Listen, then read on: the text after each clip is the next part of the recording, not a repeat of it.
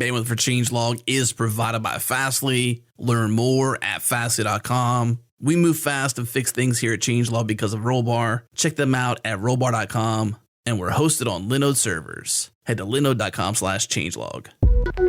This episode is sponsored by our friends at Rollbar. How important is it for you to catch errors before your users do? What if you could resolve those errors in minutes and then deploy with confidence? That's exactly what Rollbar enables for software teams. One of the most frustrating things we all deal with is errors. Most teams either A, rely on their users to report errors, or B, use log files and lists of errors to debug problems. That's such a waste of time. Instantly know what's broken and why with Rollbar. Reduce time wasted debugging and automatically capture errors alongside rich diagnostic data to help you defeat impactful errors. You can integrate Rollbar into your existing workflow. It integrates with your source code repository and deployment system to give you deep insights into exactly what changes caused each error. Give Rollbar a try today at no cost to you. No credit card is required. Our listeners get access to the Bootstrap plan with 100,000 events for free for 90 days. To get started, head to rollbar.com/changelog.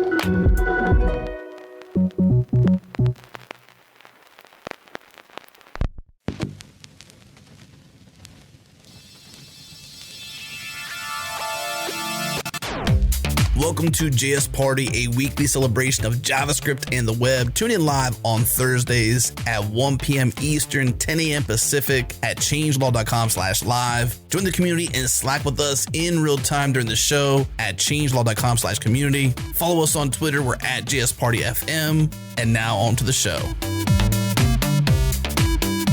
Hello everyone, and welcome to another episode of JS Party, where every week we are throwing a party about JavaScript. I'm your MC for this show, Kball, and today we're going to be talking about Electron, and I'm very excited to have two members of the Electron team joining us.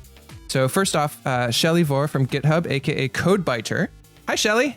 Hello. Welcome aboard. We're excited to talk with you. Also on the Electron team, Jeremy Apthorp from Slack, aka Nornagon. Hi, Jeremy. Hey, how's it going? Feeling those party beats. I know, right? That gets me pumped up every week. I'm literally, like, we've talked about doing videos, and I'm literally dancing every time that music comes on. I've got my standing desk going, so I'm ready. Also on the line, we have Feross Abukadij. I always mess up your name. Abukadij. Feross, how's it going, man? Pretty good. All right. So before we dive into the main content, I'm always fascinated by how people get their online monikers and their nicknames. So can I ask each of you how you arrived at yours? Yeah. So honestly, I wish I had a little bit more of an exciting story for this one, but I made my GitHub account when I was 15, and originally I wanted CodeBiter with no E on the end, and it was taken, so I threw an E on the end, and now it's sort of too late to change, but I like it, so. You're like eating the code. I imagine you're just like getting it out of your Git clone and just kind of shoving it into your mouth. My name is Nornagon. Actually, I also picked it when I was 15. It came from a computer game called Creatures that had little creatures in it called Norns that you would sort of take care of and teach and stuff. And that's actually like the reason that I became a software engineer is that game had like a modding system that you could like build new like plants and toys and things that would go in the world using like a custom scripting language that the developer of that software like created called Chaos. And that was like my first programming language. It was Chaos, this kind of weird assembly like scripting language. Nice. And that kind of introduced me to a community of people and who taught me real programming languages and over IRC. And the name's unique, so I just kept it. Works fine. That's awesome. All right, so let's talk about Electron a little bit. And I think most folks are probably familiar with Electron if they're in the JavaScript space, but maybe not everyone. So how about we start with just what is Electron? All right. So, I mean, at a really baseline level, Electron is effectively a framework that allows you to use web technology to write pseudo-native apps on desktop platforms like Windows, Mac, and Linux. So you have access to a JavaScript API, and you can use this to basically create applications like Slack, which obviously or WebTorrent Desktop or Atom or VS Code or any similar apps like that. Nice. So what's the development environment like? Is this basically just like developing for the web, or what do you need to do to get set up and go? Yeah, it's like very similar to developing for the web. Actually, Slack's app, if you visit slack.com in the web browser, you get basically the same app that runs in the desktop app. When you run it in the desktop app, you can just get a few more features. So most of Slack's functionality is written just the same as you would write a web app with, using TypeScript, using Webpack, that sort of thing. And are you actually using the exact same code base, or is it two forks, or how does that work? So I'm not the most up-to-date person on how the Slack app works. I mostly work on the Electron side of things rather than the Slack side of things. But my understanding of how the Slack app works is that it actually loads slack.com inside of the desktop app. So it boots up Electron, and then it loads the code from the web. And there's a little bit of kind of shim code that exposes the desktop specific functionality that the web app can call out into. But it's actually loading the web app inside of that from the internet. And that one of the nice things that we get from that is that we can update the functionality of the app without shipping you a new executable. That's pretty cool. So is that an explicit approach for Electron? And can you update the code that's accessing Electron APIs as well? Or is it just the web piece of that that's getting loaded? Yeah, so the desktop part of that injects some some hooks that the web app can call. And if they're there, then the web app can use them. And if they're not, that means it's being loaded in a browser. And so it knows which environment it's in.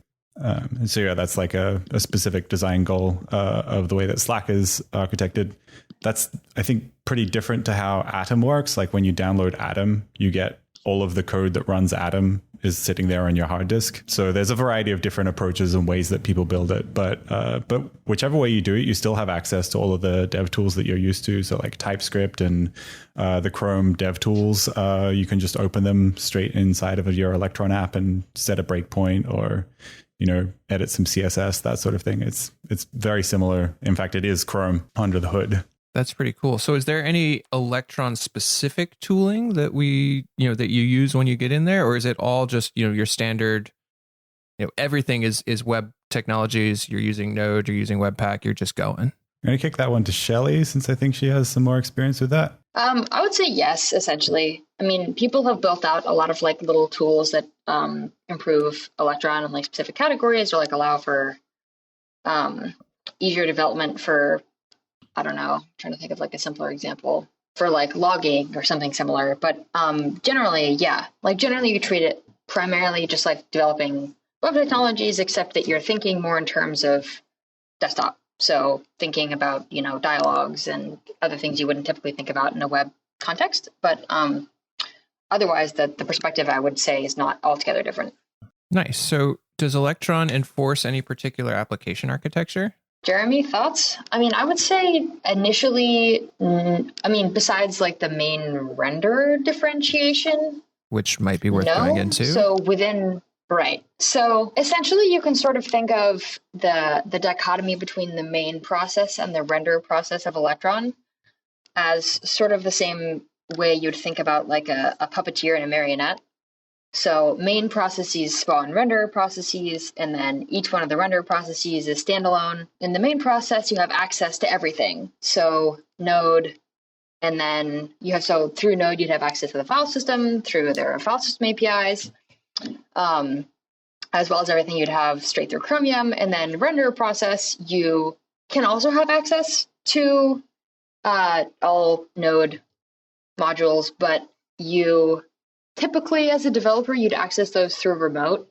And then also you'd want to be a little bit more careful in terms of what you allow the render process to access, just for, I'd say, primarily for security purposes, but yeah. Are there different security levels between the different processes?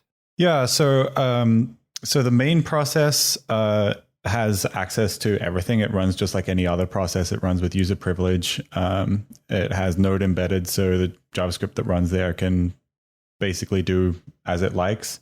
The renderer process is a little bit more restricted. There's a it's not enabled by default, but there's a sandboxed mode that kind of prevents the renderer from doing things that it ought not be doing. In general, though, Electron is not a platform for running untrusted code.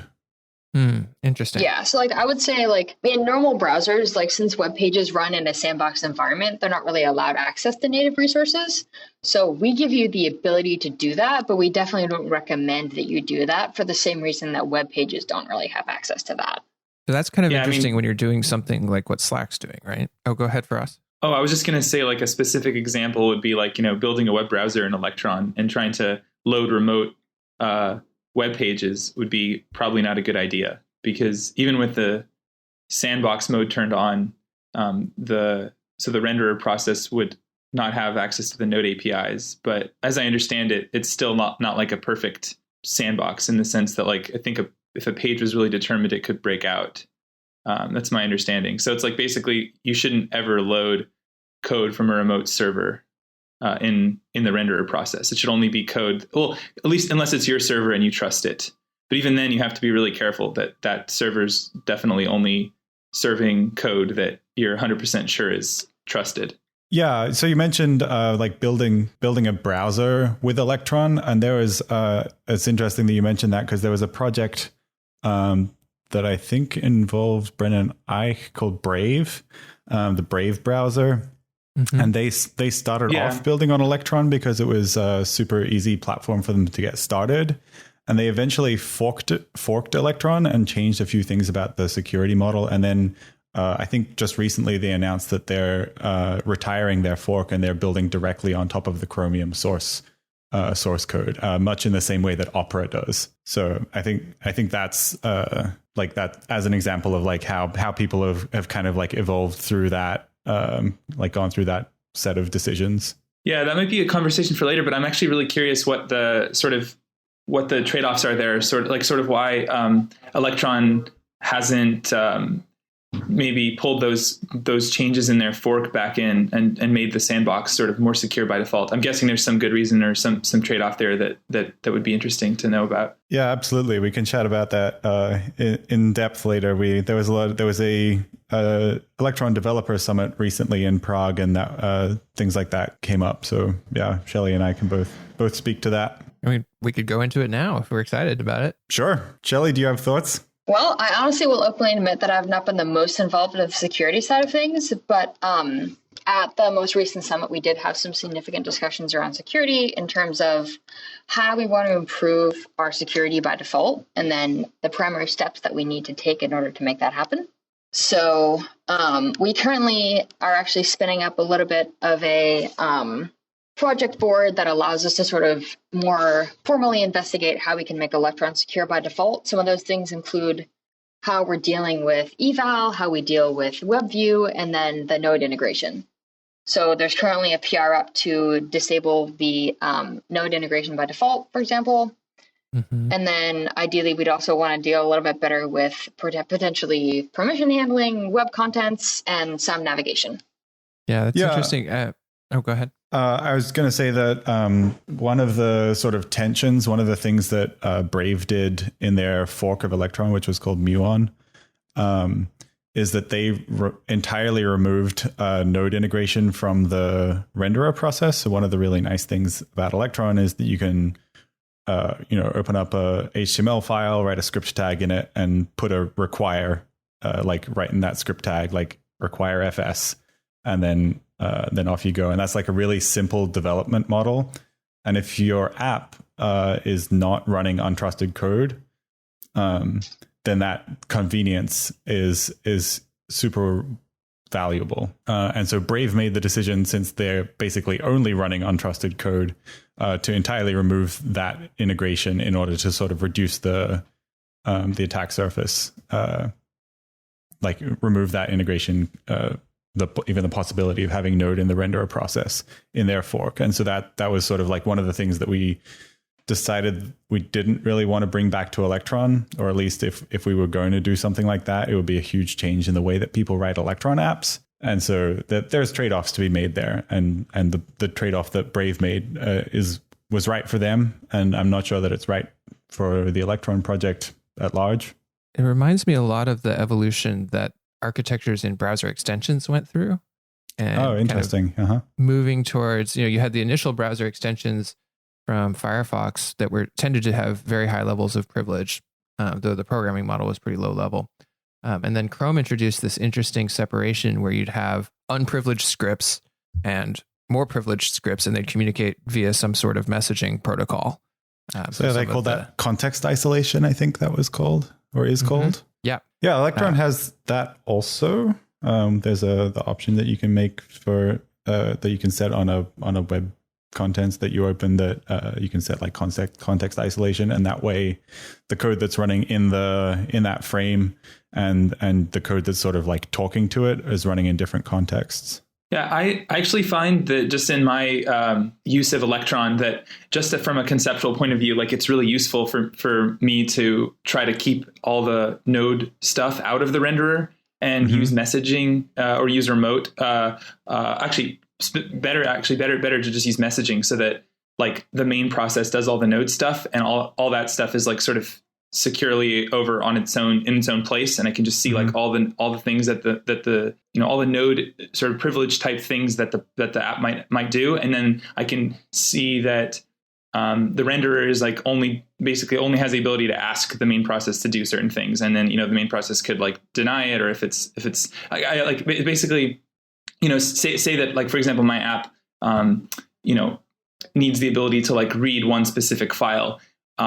Then I can put that specific code in a function in the main process, and then the renderer can like just like ask the main process to read that one file versus instead of giving it like full access to the FS package that it could use to do anything, like to write anything or to just run wild. I find that's pretty useful. I think that's also just like even putting the security reasons aside, I think that's also just sort of like good code architecture to have specific responsibility in certain parts of your code and to have clear interfaces and say like, this is what, this is supposed to be doing, even if you're not thinking about security at all, just like, how does this code work? Just understanding or modifying the code, then that sort of separation is kind of good practice, I think. What would be kind of funny is I wonder if someone has ever tried putting like require FS in their normal website and like maybe put it in a try catch block, because that isn't going to work most of the time, and just seeing like what percentage of the page loads actually happen in an environment where require FS works. That would be very interesting. Someone with a popular website, anyone on this show with a popular website might want to try that out and report back. Anyway, so my mind always goes straight to the evil use cases. I'm sorry, we've dove in so deep into this security stuff. No, that is Feross's take, but it did get me thinking. There was 6 months ago or something, there was this big article going around about the ability to include malicious code in an obfuscated way into popular packages that then get pulled in. And it definitely makes me think about, the definitions of trusted code. If you're using third-party packages, you have to be really, really careful. And having the possibility that, you're loading a website, maybe you have some third-party packages in there, maybe you're loading, some sort of advertising scripts or whatever. Those folks could be checking for, do I have access to the file system, and doing God knows what. I think this is, let's say, a mistake in operating system design that happened in the 70s that we're still paying for.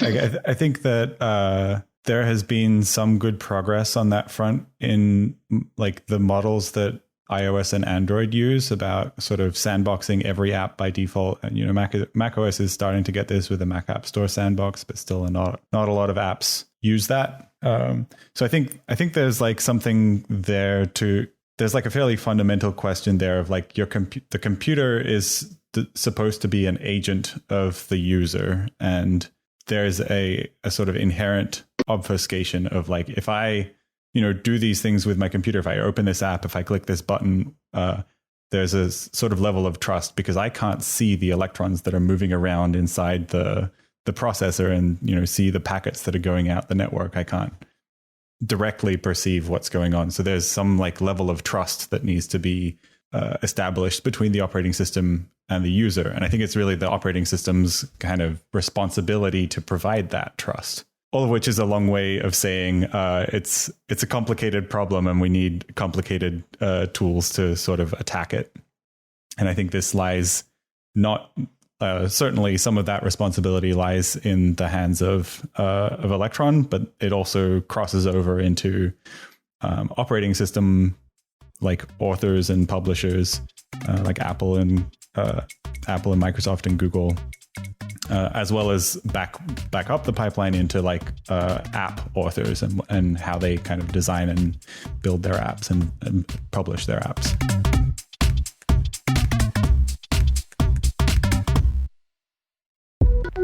This episode of JS Party is brought to you by Hired. One thing people hate doing is searching for a new job. It's so painful to search through open positions on every job board under the sun. The process to find a new job is such a mess. If only there was an easier way. Well, I'm here to tell you there is. Our friends at Hired have made it so companies send you offers with salary, benefits, and even equity up front. All you have to do is answer a few questions to showcase who you are and what type of job you're looking for. They work with more than 6,000 companies, from startups to large publicly traded companies and 14 major tech hubs in North America and Europe. You get to see all of your interview requests. You can accept, reject, or make changes to their offer even before you talk with anyone. And here's the kicker. It's totally free. This isn't going to cost you anything. It's not like you have to go there and spend money to get this opportunity. And if you get a job through Hired, they're even going to give you a bonus. It's normally $300, but since you're a listener of JS Party, they're going to give you $600 instead. And even if you're not looking for a job, you can refer a friend,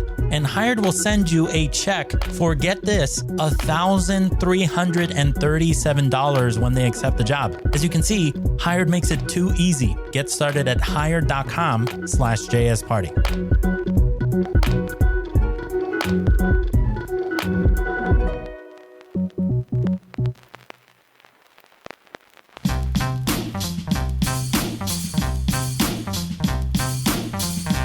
Okay, so let's talk about why people are using Electron. I mean, we've touched a little bit on it. We're all web devs probably, so web development is a pro. But why do we see people who might otherwise be doing traditional desktop applications using Electron? Basically, Electron, like as a framework, as with most frameworks, is something that it's a tool necessarily. So for any given thing, if you want to build it, you sort of evaluate the tools that exist and then pick whichever one seems to be the best tool for the job. So for Electron, you can really use it to do almost anything. But to that end, there's definitely situations where Electron is an optimal choice, and then situations where Electron wouldn't be the optimal choice. So for something like WebTorrent Desktop or Slack, it's currently sort of the best choice that folks have sort of determined fits their use case. And I don't know, Felix actually recently wrote an article, I think it was about a month and a half ago, called Defeating Electron, which sort of touches on a lot of these points, saying basically that Electron has trade-offs in many ways, but at the same time, it's currently sort of what the best tool for the job is for a lot of desktop applications, or just sort of why it's proliferated itself to the extent that it has. Yeah, I think to add to that, like you said, the right tool for the job, and what is the job? The thing that people come to use Electron for is it's like, I want to write an app that a user is going to use. So something that I'm going to like distribute to people who aren't me, that they're going to run on their desktop machine. So Windows, Mac, or Linux.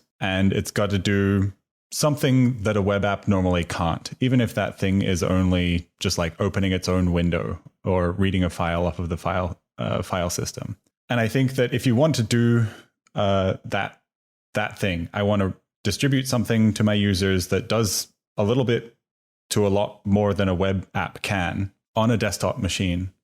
I think your options are sort of, you can, if you wanted to do something that isn't Electron, you could say write a Qt app in C++, or you could write, an app with C# and Mono, or like GTK maybe.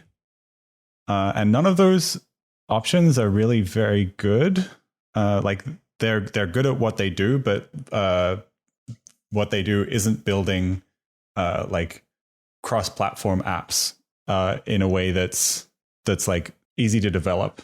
And so I think that a lot of people have familiarity with web tech, and I think also the dev tools for web tech are really best in class. Like I think if you're writing, say, a Qt app and you're like, oh, that button's in the wrong place, like you can't right click it and inspect the styles and edit it live like you can with Electron or WebTech, or like a user is experiencing a weird issue. Let me just tell them to open the dev tools and run this quick bit of code. Is like you get a lot of kind of batteries included stuff with Electron. That's a good point. It's just better than the alternatives, like on a lot of dimensions. It's easier to use. You already know how to use it. The dev tools are fantastic, and it comes with batteries included. Yeah, I think to a large extent, a lot of what Electron did is that it exposed the desktop to web developers. And web developers it's a humongous market. So it basically allowed for a bit of an easier on-ramp than I think a lot of like native system desktop platform application does.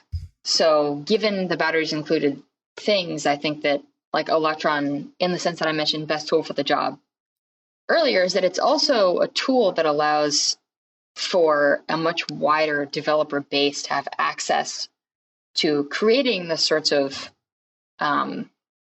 basically products that they wouldn't otherwise be able to. Yeah, I think I read something the other day that was like 65% of all software engineers have written JavaScript. Like that's an astonishing number. Taking over the world. And like if I'm a company or an executive at a company trying to make a decision about how we're going to build our desktop apps, and I'm looking at the options that are in front of me, and I'm like, okay, Qt, C++, I could hire C++ developers to work on this. Like, somebody needs to know C++ in order to be able to build things in this app, or C# and Mono, or Windows WPF, Windows Presentation Framework. The number of people in the world who already know how to use those technologies is much, much smaller than if you're building with JavaScript. Like a lot of people already know JavaScript and already know like CSS and Node and know how to use those APIs. So there's kind of like from a perspective of somebody who's trying to hire a team, I think there's a lot to be said for the available pool of people who can bang out some JavaScript. And this has gotten a tremendous uptake. I saw a survey recently, or a blog post about a survey that on the NPM blog, where across industries, more than 20% of developers reported using Electron for something, like in every industry that they surveyed. Using Electron? Using Electron. This was JavaScript focused, folks, because it was a survey by Node or NPM. Mm-hmm. But is it across all the industries that they looked at? Finance, advertising, marketing, education, even government, manufacturing. 20% or more reported using Electron in at least some project. Wow, that is a brand new statistic to me. Yeah, I hadn't heard that. That's amazing. Can you link me? Oh, somebody.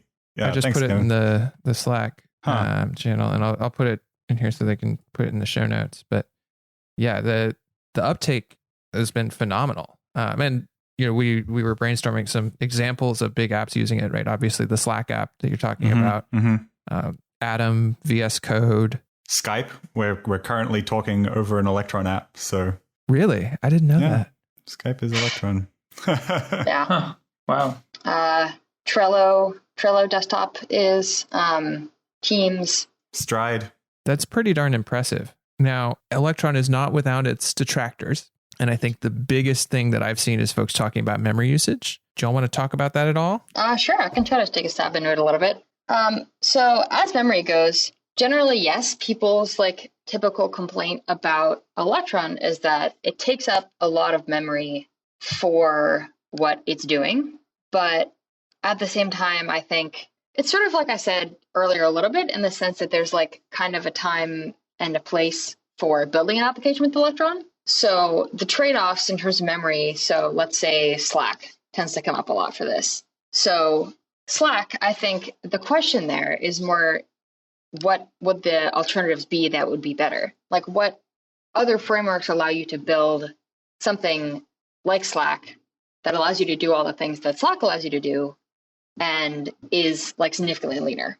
So let's say if you want to build like a tiny tray app that says hello world, yeah, in that case, Electron may not be your best choice, in the sense that you are using some significant amount of RAM with a very small amount of output. But this is also pretty closely tied to Chromium in the sense that every major update that we've done has actually improved our memory usage pretty significantly. And I think we'll only continue to see that improve. I think that's sort of a good initial stab at it. Jeremy? Sure. Shelley said all sorts of useful things, so I'm going to say facetious jokes instead, which is, do people complain that their city has too many buildings in it? Like, would they rather that it was all just sort of empty and like vacant lots? Your RAM exists for a reason, and it's to make the apps on your computer like run and run fast. And so I was talking to one of the, I used to work on the Chrome team at Google. And so I went and talked to one of the engineers who works there on the compositor team. And I was like, yeah, people are like complaining about Electron's memory usage. And somebody said like, oh, the compositor seems to be taking up a lot of that memory. So I thought I'd ask you about like, what's going on there? And they said, like we've looked into reducing the amount of memory that the compositor uses, but ultimately it ends up being a trade-off between memory usage and speed. And if we make it take less memory, which we could do, then it'll be slower, and people complain about it being slow instead.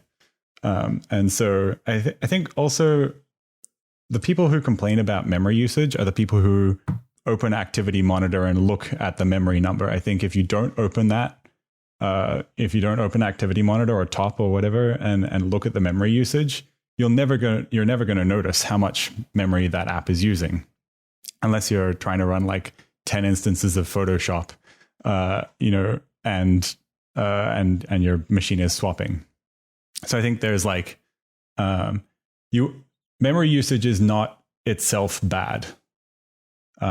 It has downstream effects that are bad, and that's mostly like until you hit your memory limit of like active memory, you're not going to notice anything. And then as soon as you hit that limit, you hit a cliff of the swap. And so if you're swapping a lot, sort of that's when you start to notice the detrimental effects of like a lot of memory in use. I have a suspicion that a lot of these folks complaining are power users. Like I just opened up Top, and if I look at and I ordered by memory usage, and I look at the top 30 processes, and 10 of them are Chrome, 7 of them are Slack, because I have 10 Slack channels or Slack things in my Slack app, and then there's a few other things, right? But that's because those are the most phenomenally useful applications, right? I have 30 Chrome tabs open. I have 10 different Slack channels that I'm plugged into, right? Like that memory is going to use because those are the things that I use. Right, exactly. And like, I don't know, you're a power user. How much memory is in your machine?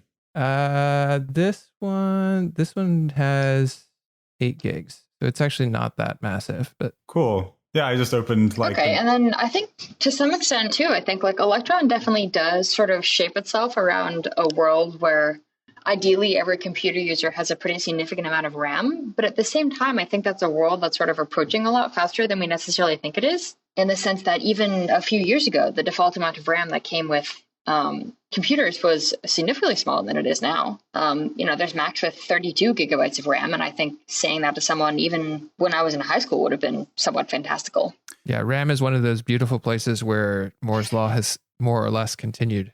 Yeah, I think there's also there's definitely a concern here because in the like wealthy US centric world, we're kind of living in a different universe than a lot of the rest of the world. And so I think there's definitely something to be quite reasonably concerned about there if you're targeting a market of users that doesn't have the kind of like very recent, very high powered computers that we're used to kind of assuming exist in the sorts of environments where we are a lot of the time. I think it's important to kind of think outside that box and make sure that we're reaching the broadest set of people that we can. So for folks who are targeting that, any recommendations? I saw Feross, you were linking to some stuff around building them like mobile applications and things like that. Yeah. So, I mean, another criticism that you hear with Electron apps is just sort of CPU performance related as well. So like just sort of in the background, apps just spinning the CPU, doing random things like a Chrome renderer process might, just be doing some stuff in the background that like maybe if you wrote it as a native app, it wouldn't be doing or something. I think that's the idea. And then there's also, so that's one issue. And the other one is, and of course that affects battery life. And then the other issue is potentially is like startup time. I saw a lot of people asking about that on the Electron issue tracker. And so with the WebTorrent desktop app, I just personally took an interest in that, in improving startup performance as much as I possibly could. And I just had some tips for how to do that if you're looking at making your Electron app start up quickly. Yeah, I'm really curious what you found worked for you. Yeah, so I initially just wrote the way I figured out what was causing the startup time to be slow is I wrote a kind of a wrapper around the require function and just timed how long every require took, because interesting. Every time you call require, so in the naive use case of calling require, it reads the file that you're requiring from the disk, and then you do all those requires synchronously, like one at a time, right? Because it's a synchronous call, and so that can can take a while if you're reading like 1,000 files, which is definitely possible in like a decently sized node with a decently sized package tree. But then there's I think there's a way where you can take the whole node modules folder and bundle it up into a single file, like an ASAR file is what it's called. It came from, I think it stands for like Atom archive file or something. You probably are familiar with this. But anyway, that's what was. Yeah. Go ahead. I was going to say, I think that might be an artifact from when Electron was called Atom Shell. So it might be Atom Shell archive. Yeah. Correct. Yes. Yep. Anyway, so if you do that, then you can basically eliminate like the hundreds or thousands of different reads on files, which is really valuable if your users are on a computer with a spinning hard disk, because those are going to all be random accesses to random files, and it's going to have to go back and forth to different parts of the disk to read all that stuff, which can make the startup time be like 10 or 20 seconds, I've heard. But so if you do the ASAR file thing, which is like literally like a one-line configuration thing, that fixes a lot of the problems. But then the other big one was just how long it takes to actually run the code in those require calls. So even if the file system is really fast, you still have to run all that JavaScript. And so then I just timed that and just found like, oh, there's a couple packages here which are just like huge. And do I really need to run those right when the app starts up, before the UI even shows up? And it was like clearly the case that certain things didn't need to show up until a lot later in the app. So like, for example, something like for WebTorrent desktop, we support casting the video that you're watching to a Chromecast or to an Apple TV. And there's no need for that code for those modules to be required until a video has actually been played. And so that doesn't need to block the startup of the application. And so we just put that into a little like lazy load call. Literally, I think it's like a set timeout, where we could have done it like at the time then where the video is actually loaded, but we just said like, let's just literally put it in a 10-second set timeout, and we'll just wait, and then start looking for Chromecast and Apple TV devices like 10 seconds later. And that by itself like saved like half a second. And you just keep doing that and figuring out what doesn't need to load. And it's just like a mobile app. I mean, you do code splitting so that you don't have to load like a megabyte of JavaScript on a mobile device for a mobile website. It's the same exact philosophy. Just figure out what the minimal amount of code you need to run to get that first paint of the UI to the screen is, and just be ruthless about it. Like choose small modules, that kind of thing. I'm curious if you came across I think it's called Electron Link and Make Snapshot, that are tools that kind of attack the problem of loading a bunch of JavaScript in a sort of slightly different way. No, I haven't heard of those. Okay, cool. So I haven't used them myself, so I wouldn't certainly wouldn't class myself as an expert on these, but I understand that the way that they work is that you can kind of bundle all of your JavaScript together into one file, like the kind of similar to the ASAR approach that you were talking about.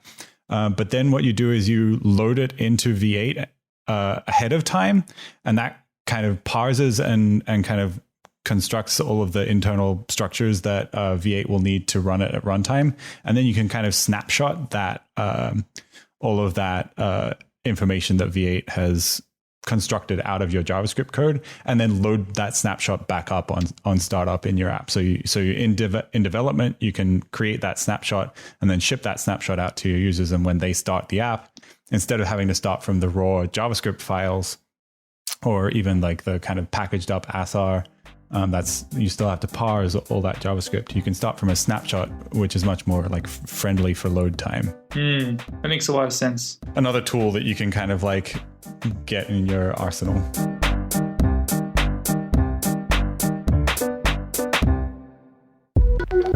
Hey everyone, I'm Tim Smith, senior producer here at Changelog. You know how important it is to stay in the know, and our weekly newsletter helps you and thousands of other developers do exactly that. It's the developer news that matters, nothing more and nothing less. Visit changelog.com and subscribe today.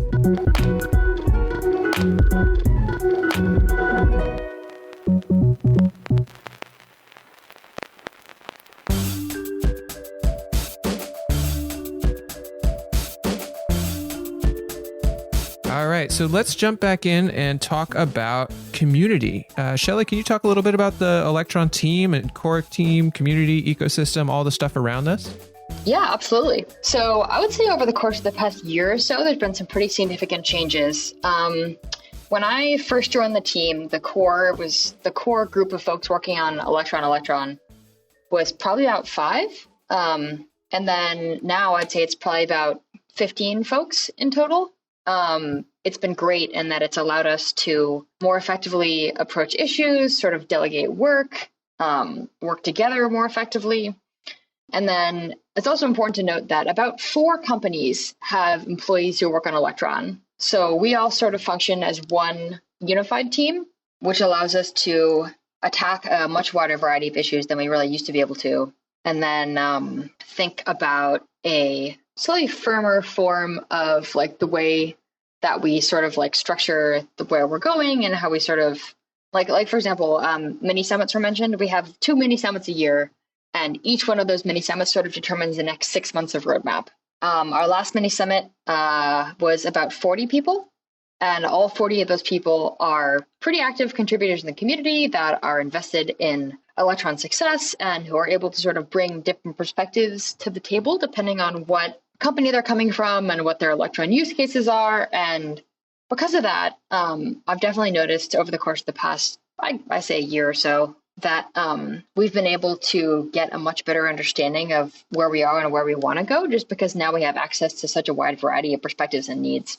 Yeah, absolutely. You said there's 4 companies who are like working on Electron. I think you were saying that there's kind of 4 companies that have people working on Electron full time. I think the number of companies where people at that company have contributed to Electron is much bigger.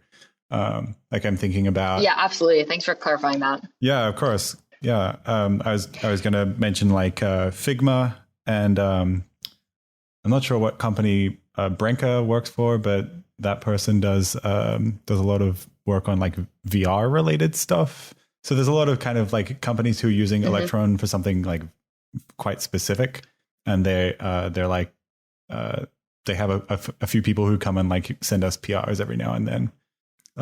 But the 4 companies that have like people working on Electron full time are GitHub, of course, Microsoft, Atlassian, and Slack.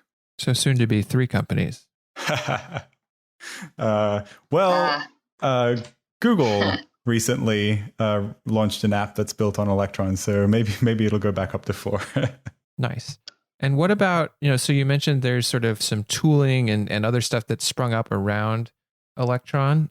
How large is that broader ecosystem? Just in terms of like the number of apps that are using it, or? I was thinking about folks who are working on Electron specific libraries, extensions, tooling, that type of thing. maybe not in the core package, but stuff that people are using with Electron?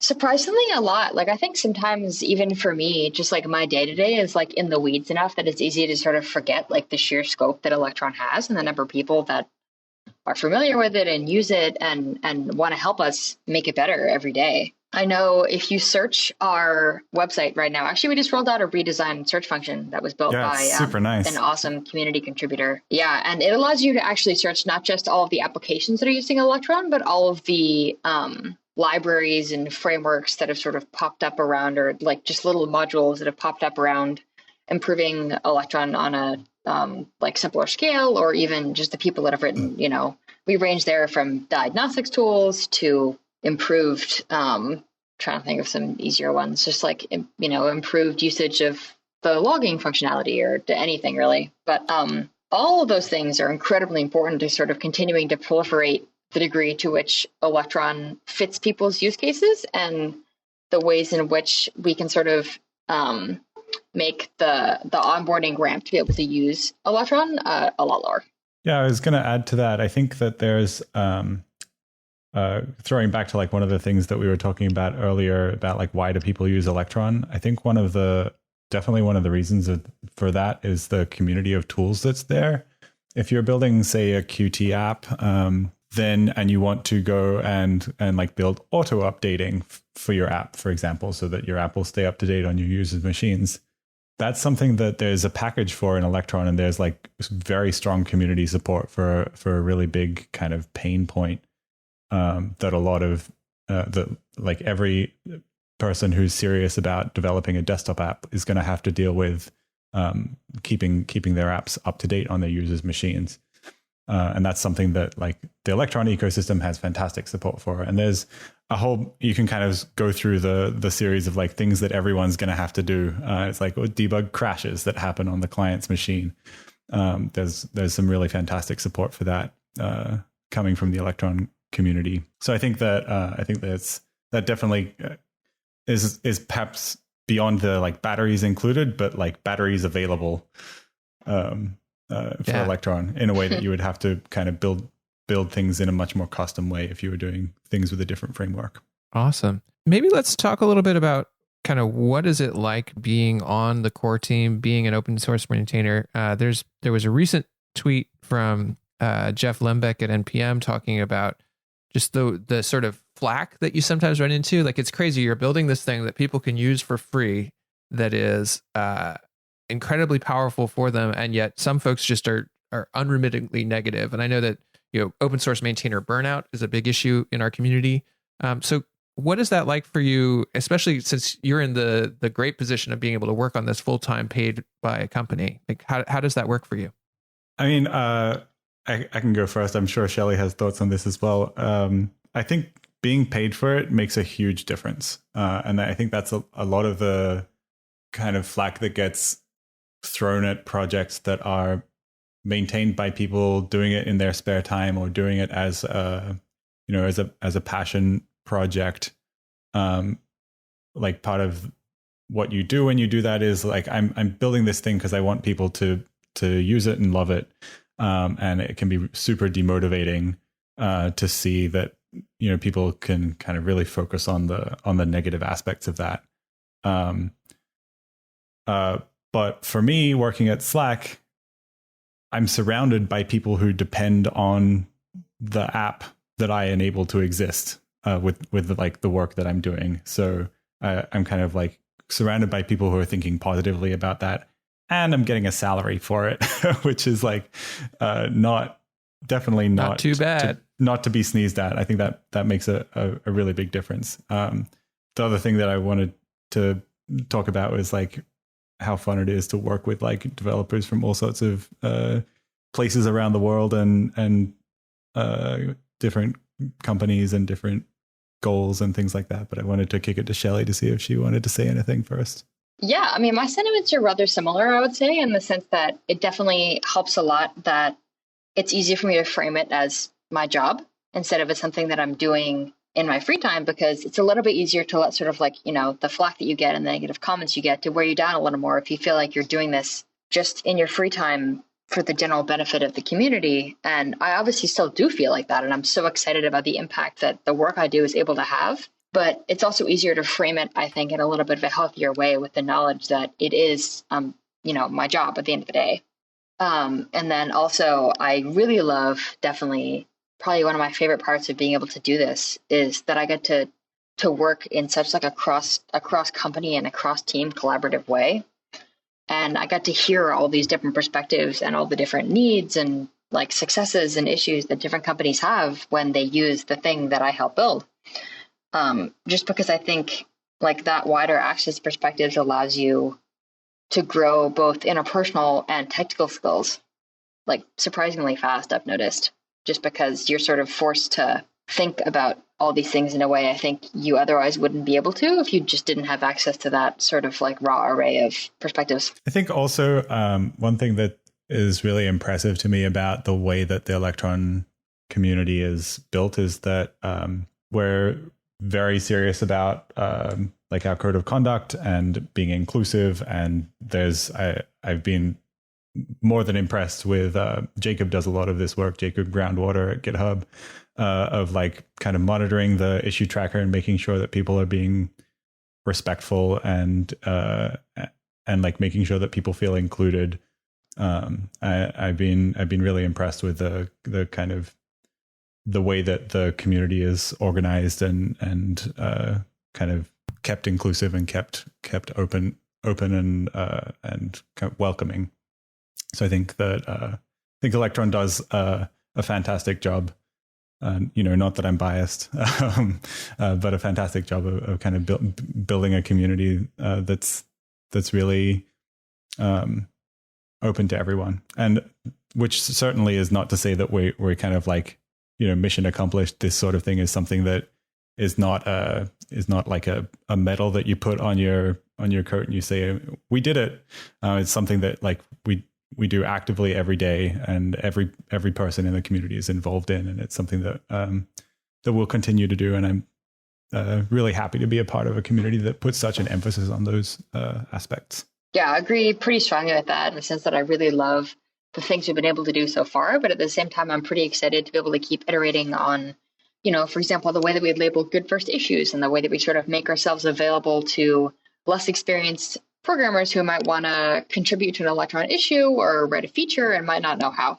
Yeah, absolutely. That's actually a perfect introduction to what I was going to ask, which is if somebody is new, they're using Electron, but they're not really plugged into the community, or they're excited and they want to know how they get involved. What are the front doors? Where do you recommend people get started? So we have a Slack instance for maintainers that I would say is probably one of the best avenues, just because it's the easiest way to reach us most directly.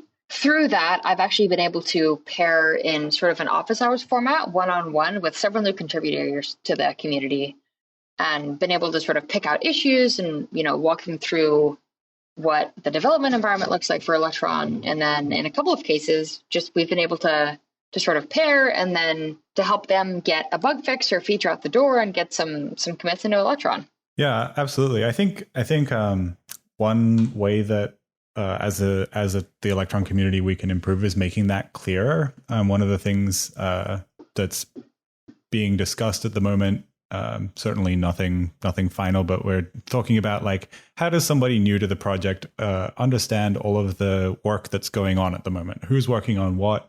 What are the most important priorities that are like within the team? And if I want to get like, if I want to lend a hand and say I'm interested in keeping Chrome up to date, or I'm interested in making Electron secure by default, or who's working on that? Who do I talk to? And there's no kind of like list of who's doing the most work on this, who's the right person to talk to if I want to know like, how do I jump in and help out? I think that's something that we can do better at communicating. So speaking of those hot topics, what's on the roadmap? What are you super excited about that's coming in the next 6 months? Yeah, so there's a pretty big range of things, to be honest. I'm super excited about something that I took up recently, actually, which is I started contributing more to Node Core.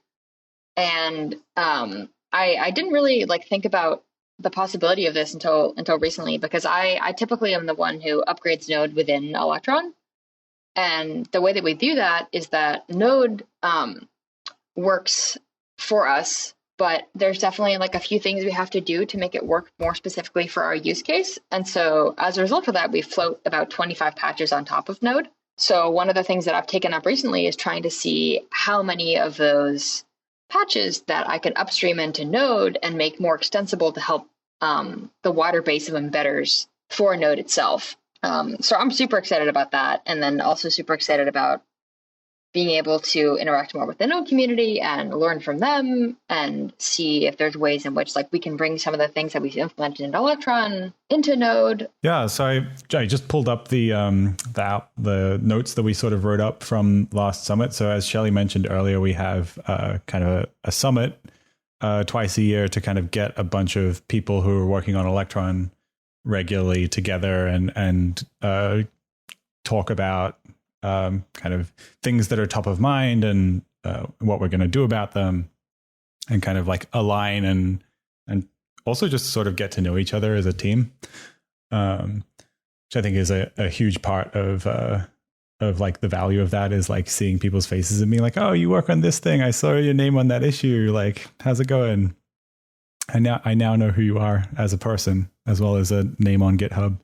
But as a part of that summit, we sort of came up with the like collaboratively the things that we're all like collectively most concerned about or most excited about.